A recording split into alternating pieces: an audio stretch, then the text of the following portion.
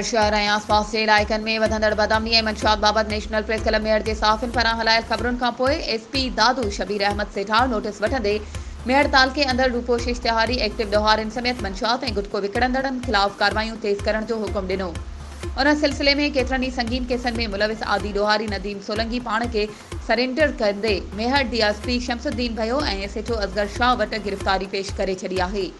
मेहर section SHO Ali Asghar Shah कार्रवाई कंदे मंशियात फरोश Liaquat सोढर मंशियात dealer Nematullah खुश्क खे गिरफ़्तार कंदे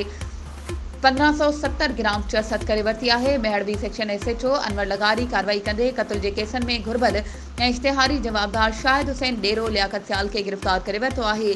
शाहपंजू नओं ॻोठ पुलिस बे कार्रवाई कंदे मंशियात फरोश मोर इलाइक़े सलीम रज़ा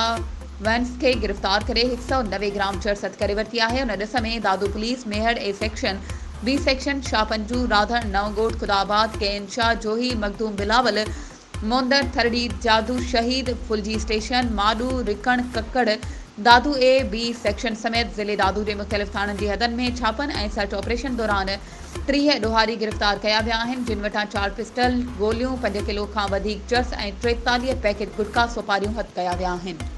वधीक ख़बरुनि ऐं अपडेट्स जे लाइ असांजे चैनल खे सब्सक्राइब कयो